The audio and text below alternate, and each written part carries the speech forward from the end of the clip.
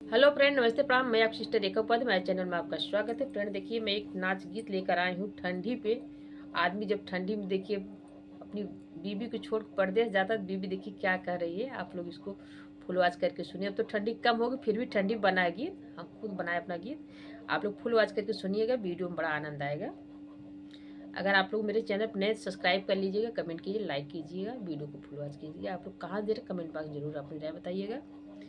सासू मोर कमावा करावई हो, छोड़ के भागल बा दो गलवा। सासू मोरी कमावा करावई हो, छोड़ के भागल बा दो गलवा। भागल बा दो गलवा हो, भागल बा दो गलवा। भागल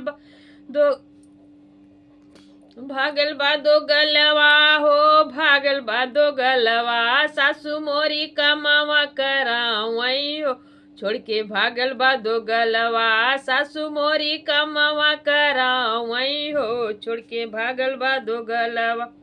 एक कहूँ ना माने मोर कहनवा हो, छोड़ के भागल बा दो गलवा। एक कहूँ ना माने मोर कहनवा हो, छोड़ के भागल बा दो गलवा। ठंडी में मोरी सासू खाना बनवावई, ठंडी में मोरी सासू खाना बनवावई। खाना बनवा ठंडी में मोरी सासू खाना बनवावई, खाना बनवावई हो, खाना बनवा। अरे जरी जाला हमारी चुनरिया हो, छोड़ के भागल बा दो गलवा। जरी जाला हमारी चुनरिया हो, छोड़ के भागल बा दो गलवा।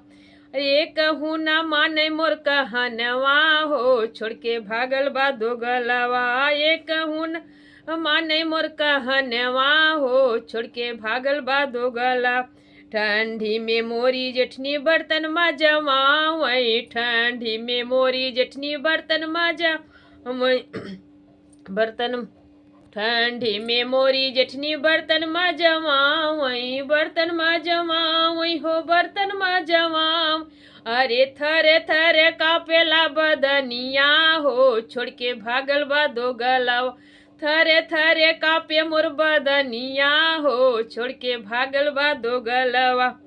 एक कहूँ ना माने मोर कहनवा हो, छोड़ के भागल बा दो गलवा। एक कहूँ ना माने मोर कहनवा हो, छोड़ के भागल बा दो गलवा।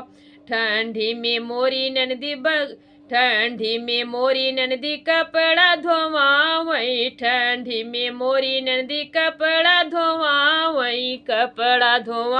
ठंडी में मोरी ननदी कपड़ा धोवावई, कपड़ा धोवावई, ननदी कपड़ा धोवा।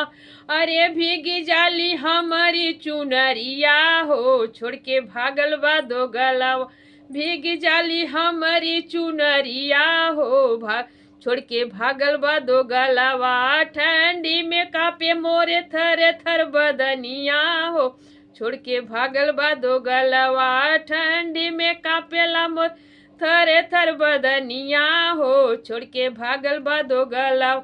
एक कहूँ न माने मोर कहनवा हो, छोड़ के भागल बा दो गलवा। एक कहूँ न माने मोर कहनवा हो, छोड़ के भागल बा दो गलवा। जय माता दो, जय सर, कमेंट बॉक्स में मिला जरूर बताइए। वीडियो को फुल वॉच कीजिएगा।